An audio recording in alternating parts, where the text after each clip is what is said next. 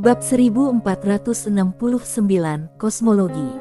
Apakah pihak lain itu mengenal ayah aku? Sanderye melangkah masuk ke ruang belajar dengan ragu. Ruang belajar itu tidak besar, dan 3 dindingnya ditutupi rak buku dengan beberapa buku di atasnya. Rak-rak itu tampak sangat tua dan tidak ada yang tahu sudah berapa tahun rak-rak itu berada di sana. Permukaan beberapa buku bahkan sudah terkelupas. Pandangan Sanderye jatuh ke suatu tempat tak jauh di depan, di mana seorang lelaki tua tengah duduk. Lelaki tua itu berambut putih dan berjanggut, serta mengenakan jubah merah terang. La duduk di belakang meja dan menatapnya. Orang tua itu tersenyum dan tampak baik hati. Setelah membawa Sanderye masuk, suruh mundur. Sanderye menatap lelaki tua itu. "Senior, apa kamu kenal ayahku?" Orang tua itu tersenyum dan berkata, "Aku mengenalnya." Sanderye bingung. Orang tua itu tersenyum dan berkata, "Duduklah." Sanderye duduk di meja. Pada saat itu, lelaki tua itu berkata, "Aku tidak tahu kalau dia adalah ayahmu. Baru saat aku melihatmu aku menyadari kalau kalian berdua sangat mirip." Sanderye menghela napas lega karena pihak lain tidak menemukan garis keturunan iblis gila. Tampaknya Tuan Pagoda belum ketinggalan zaman. Kali ini merupakan waktu terlama Tuan Pagoda bertahan. Dekan Van berkata, "Aku kira kamu bertanya-tanya mengapa aku mengenal ayahmu, kan?" Sanderye mengangguk. Dekan Van tersenyum dan berkata, "Ayahmu pernah ke kampus kami. Dia bilang dia ingin tahu lebih banyak tentang kampus, jadi aku mengajaknya berkeliling dan mengobrol dengannya." Sanderye sedikit penasaran, tidak tahu apa yang dibicarakan Dekan Van dengan ayahku. Dekan Van berkata, "Tatanan." Sanderye menjadi semakin penasaran.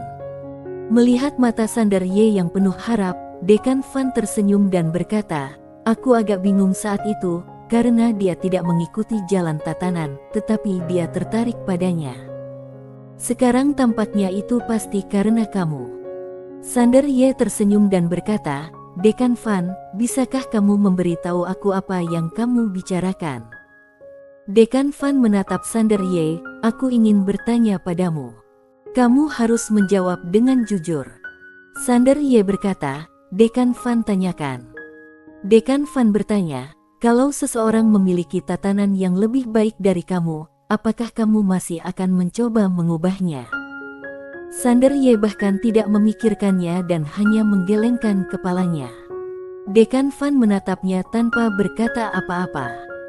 Sanderye berkata perlahan, "Senior, aku, Sanderye, tidak mencari tatanan hanya demi tatanan. Sama seperti sekarang, aku datang ke alam semesta utama bukan untuk menaklukkannya, tetapi karena aku harus datang. Apakah kamu mengerti?" Dekan Van bertanya, "Bagaimana jika seseorang lebih lemah dari kamu tetapi tidak mau mengikuti aturan kamu?" Sanderye tertawa, "Dekan Van, menurutku tidak ada gunanya kita membicarakan hal-hal ini. Pertama-tama, tidak ada seorang pun yang dapat menggoyahkan jalan yang ingin kutempuh. Kedua, senior, alam semesta saat ini tidak menghormati akal sehat, tetapi menghormati yang kuat. Aku percaya bahwa setiap peradaban kosmik seharusnya seperti ini. Jika aku ingin akal sehat dihormati, pertama-tama aku harus menghormati yang hebat." Saat dia berkata demikian, dia menatap langsung ke arah Dekan Van. "Aku tidak tahu apa yang ingin kamu katakan, tetapi sekarang, aku dapat memberitahumu apa yang kupikirkan. Sarna seperti sekarang, aku tidak punya dendam terhadap kerajaan Brahma, tetapi sejauh yang ku tahu, kerajaan Brahma telah memasuki permainan, dan permainan ini melawanku. Jika aku kalah, semuanya akan berakhir. Jika aku menang, apakah Dekan Van berpikir bahwa aku akan datang untuk berbicara dengan kerajaan Brahma saat itu? Menghormati ide-idemu? Tidak, saat itu, jika kerajaan Brahma tidak menyerah, itu akan binasa." Dekan Van terdiam. Sanderye berkata lagi, "Sekarang aku bersedia berunding dengan kerajaan Brahma. kita bisa hidup berdampingan dengan damai dan berkembang sendiri. Tapi sekarang, apakah kalian, Kerajaan Brahma, bersedia mendengarkanku?" Sambil berbicara, dia menggelengkan kepalanya sedikit. "Senior, tidak ada gunanya membicarakan hal-hal ini, karena bagaimanapun kita berbicara, pada akhirnya, semuanya tetap harus diputuskan dengan tinju. Dan, dengan segala hormat, Dekan Fan, kamu tidak memiliki kemampuan untuk mewakili Kerajaan Brahma." Dekan Fan tersenyum dan berkata, "Jangan terlalu marah." Sander Ye berkata, "Dekan Fan, tahukah kamu berapa banyak orang yang mengincarku sekarang? Lupakan saja, itu hanya membuang-buang waktu. Aku hanya ingin tahu tentang ayahku, karena aku tahu dia tidak akan datang ke sini hanya untuk melihat-lihat." Dekan Fan berkata, "Ayahmu berbicara kepadaku tentang tatanan untuk waktu yang lama. Pada akhirnya, ia berkata bahwa ia memiliki seorang putra yang juga sedang membangun tatanan. Meskipun sulit, ia yakin bahwa ia dapat melakukannya dengan baik." Sander Ye terdiam beberapa saat, lalu bertanya, "Apa ada lagi?" Dekan Fan berkata, "Dia bertanya apakah aku tertarik dengan tatanan kamu. Jika ya, kita bisa membicarakannya saat kamu datang suatu hari nanti, tetapi kamu tampaknya tidak ingin membicarakannya." Sander Ye tiba-tiba berdiri, tetapi tidak pergi. Sebaliknya, dia membungkuk sedikit dan berkata, "Maafkan aku karena bersikap kasar tadi. Lah tahu, orang yang mampu membuat ayahnya mengucapkan kata-kata seperti itu pasti bukan orang biasa. Ayah melakukan perbuatan baik untuk dirinya sendiri." Dekan Fan tidak marah. Lah tertawa dan berkata, "Tidak perlu minta maaf, karena apa yang kamu katakan adalah kebenaran. Pertama, aku benar-benar tidak bisa mewakili seluruh Kerajaan Brahma. Kedua, hasil akhirnya memang harus diputuskan dengan tinju. Tapi, pada titik ini, ia mengalihkan topik pembicaraan dan berkata, "Aku tidak terlibat dalam politik. Selama bertahun-tahun, aku telah mempelajari kosmologi. Topik lain yang aku bicarakan dengan ayah kamu adalah apakah lebih baik jika alam semesta beragam atau bersatu." Sander Ye berkata, "Senior, menurutmu mana yang lebih baik?" Dekan Fan menatap Sander Ye, "Aku ingin mendengar idemu." Sander Ye berkata, "Tidak perlu membatasi keberagaman atau persatuan. Selama itu bermanfaat bagi semua makhluk hidup di alam semesta, itu baik." Dekan Fan tertawa, "Apa kamu mengatakan yang sebenarnya?" Sander Ye mengangguk, "Ya." Dekan Fan perlahan berdiri, berjalan ke rak buku di sampingnya dan mengeluarkan sebuah buku kuno yang tebal. Dia menyeka debu dari buku itu, lalu berjalan ke Sander Ye dan menyerahkannya Sander Ye. Sander Ye mengambil buku kuno itu dengan kedua tangannya. Ada 3 kata besar di dalamnya, kosmologi. Sander Ye sedikit terkejut. Dekan Fan tersenyum dan berkata, "Ini adalah buku yang aku tulis selama hampir 10.000 tahun. Buku ini berisi banyak informasi, termasuk hukum dan tatanan perkembangan alam semesta beradab yang tak terhitung jumlahnya, serta kelebihan dan kekurangan tatanan mereka. Buku ini akan membantu kamu." Sander Ye segera berkata, "Terima kasih." Dia berhenti sejenak lalu melanjutkan, "Ayahku seharusnya mengatakan hal lain kepada senior, bukan?" Dekan Fan tersenyum dan berkata, "Ya, tapi aku tidak ingin memberitahumu." Sander Ye mengangguk, "Ngomong-ngomong, terima kasih banyak, senior." Dekan Fan tersenyum dan berkata, "Pergilah." Sander Ye membungkuk sedikit, lalu berbalik dan pergi dengan buku kuno itu. Setelah Sander Ye pergi, mata Dekan Fan berkilat rumit. "Gadis, apakah lelaki kecil ini yang kamu pilih?" Memikirkan gadis yang cerdas dan berpengetahuan itu, senyum muncul di wajah Dekan Fan. Dia adalah murid yang paling dibanggakan dalam hidupnya. Setelah meninggalkan ruang belajar, Sander Ye membuka buku kosmologi. Saat membacanya, ekspresinya menjadi serius. Kosmologi. Buku ini menguraikan secara rinci sistem dan kebangkitan serta kejatuhan hampir 10.000 peradaban kosmik yang berbeda. Buku ini juga menguraikan secara rinci bagaimana peradaban tersebut bangkit dan runtuh. Beberapa merupakan bencana alam, tetapi lebih banyak lagi merupakan bencana buatan manusia.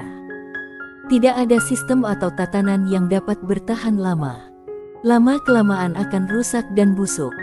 Sander Ye berdiri di depan aula utama, membolak-balik kosmologi di tangannya, tanpa mengucapkan sepatah kata pun untuk waktu yang lama.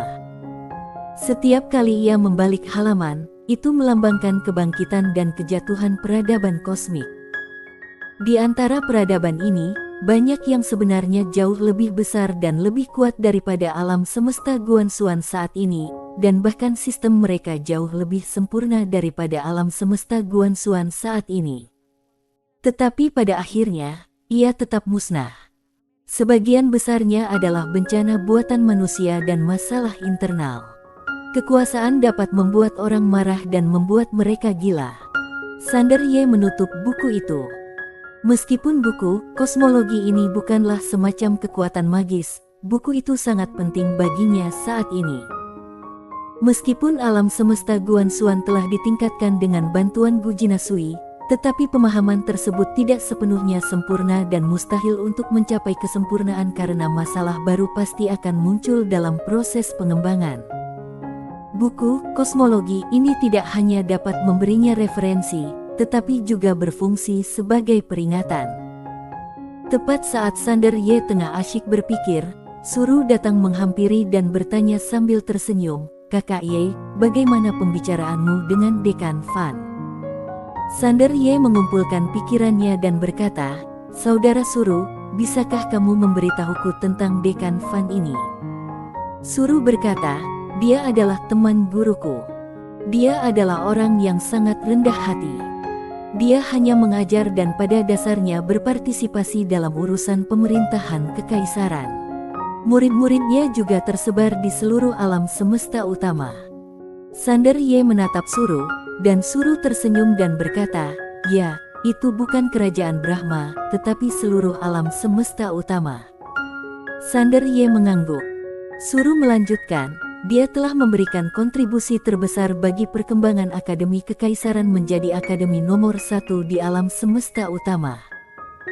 Dia membangun Akademi Kekaisaran seorang diri dan membina banyak sekali jenius untuk kerajaan Brahma.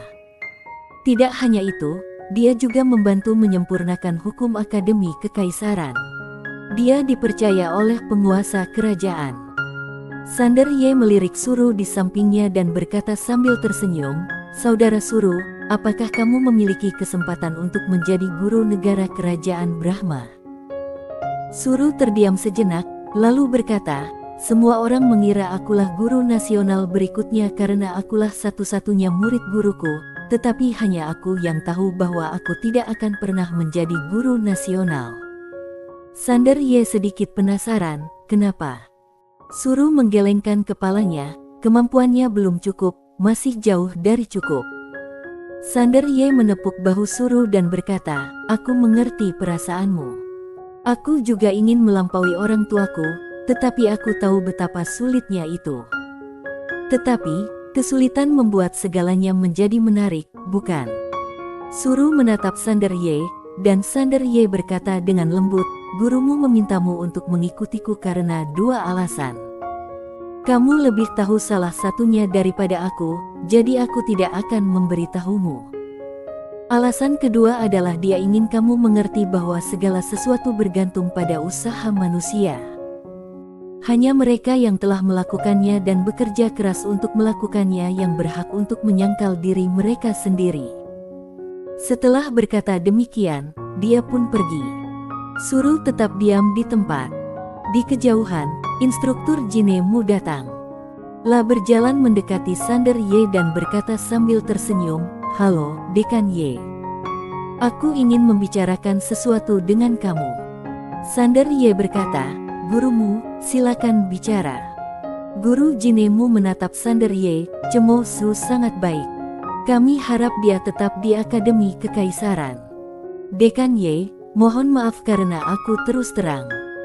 Jika dia tetap di Akademi Kekaisaran, dia akan berkembang lebih baik. Dekan Ye seharusnya tidak menghalangi masa depannya, bukan? Bersambung.